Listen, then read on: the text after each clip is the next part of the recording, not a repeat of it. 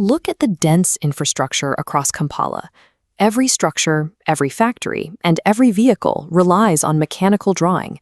It is the technical language that dictates exactly how individual materials are shaped, cut, and assembled to build a functioning city. Inside these industrial facilities, engineering heavy machinery requires exact mathematical precision. Components are manufactured separately, often in different facilities, yet they must lock together perfectly on the assembly line. That precision comes down to the individual connections. Take a high-stress threaded bolt securing a tractor's plow frame. If the tolerances between that bolt and its nut are off by even a fraction of a millimeter, the joint will shear under the immense physical stress of the soil. We are going to translate that real-world physical requirement directly to the page. Your challenge is to construct an M12 bolt and nut assembly at a strictly 1-to-1 scale, exactly as you would for a standard UNEB examination.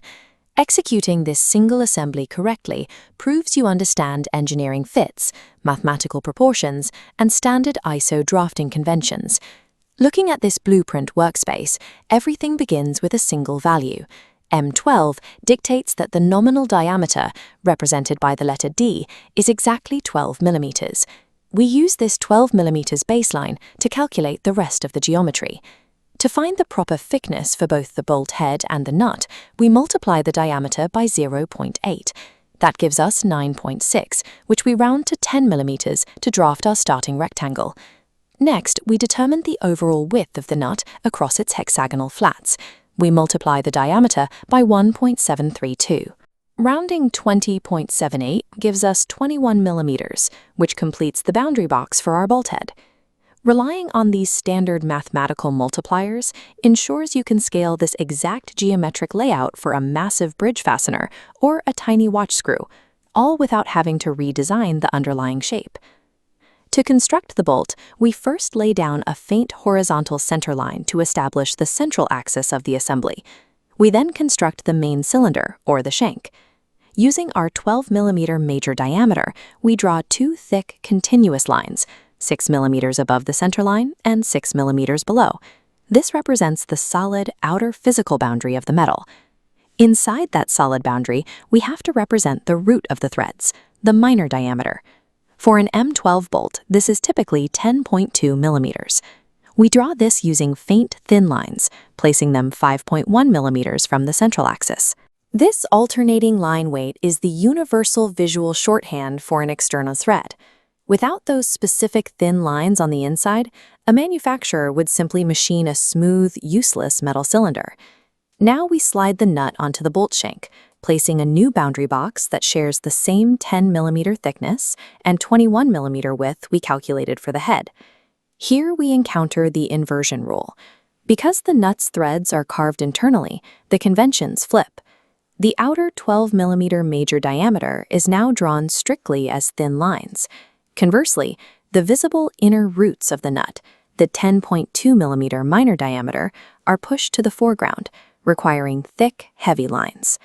This visual reversal of thick and thin lines allows a machinist examining a flat, two-dimensional schematic to instantly distinguish a solid screw from a tapped hole. Looking at our completed assembly layout, we have a sectioning challenge. If we slice this entire block straight down the middle longitudinally, which specific parts require diagonal hatching lines to indicate solid material has been cut? The mechanical answer contradicts standard building drawing. You must hatch the cut solid areas of the nut, but you must completely avoid hatching the bolt shank itself.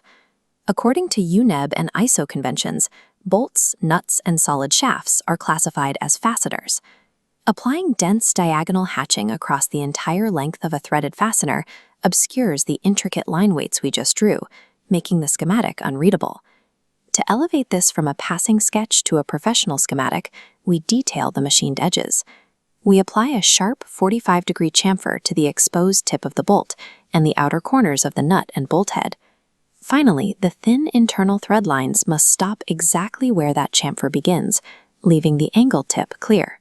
These specific terminations show the examiner you are thinking like a machinist operating a lathe rather than simply dragging a pencil across a ruler. This single assembly contains the core logic of mechanical drawing. You establish your scale using standard mathematical multipliers based on the nominal diameter. You apply the inversion rule to clearly separate external solid threads from internal tapped holes. And you strictly protect the clarity of your fasteners in section views by leaving them unhatched. To master more mechanical joints and practice UNEB past papers, access the complete engineering curriculum at Yaka Digital Network. Keep practicing and trust your measurements.